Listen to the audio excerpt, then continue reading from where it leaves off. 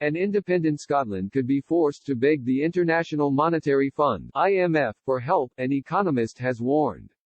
SNP policy plans to use the pound sterling in an independent Scotland were also torn apart in a new report.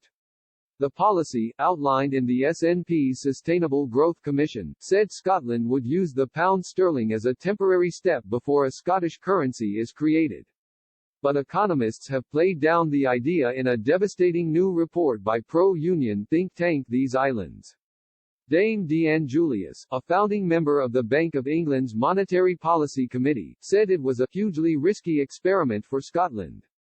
She said, the evidence one could look to for this kind of arrangement are places that are quite different and at a different development level, places like Argentina, and it's impossible, I think, to find any place that is a success story undertaking this route of political independence using a currency issued by another country. Professor Jeffrey Frankel, who served on the U.S. President's Council of Economic Advisers during the Clinton administration, said, I think Scotland would have to undergo a profound change and would probably have to make some difficult economic adjustments. Professor Cedric Tilla, member of the Bank Council of the Swiss National Bank, warned Scotland could really struggle independently and be forced to seek international financial help.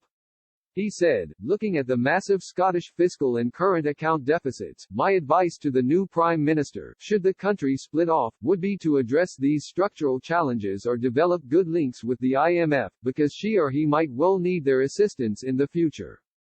St Andrews University's Professor Alan Sutherland warned the method which he branded sterlingization could have serious implications on a future Scottish banking system.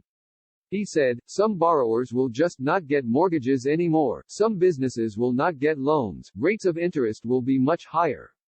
Kevin Haig, chairman at These Islands, said, these warnings come from some of the world's most respected macroeconomics and currency experts. It should be a wake-up call to anyone inclined to believe the argument that leaving the UK's currency area can be achieved at no risk.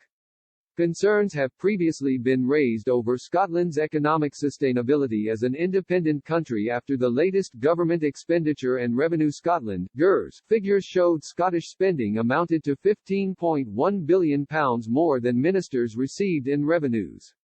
Analysis by academics at the London School of Economics Centre for Economic Performance also suggested independence could hit Scotland's economy up to 3 times harder than Brexit. But in response, Keith Brown MSP, SNP deputy leader, said, Scotland will continue to use the pound at the point of independence, establishing an independent Scottish currency as soon as practicable through a careful, managed and responsible transition. Scotland is a prosperous and successful nation, but we can do so much more by matching the success of other similar-sized independent countries which enjoy control of their own economic policy.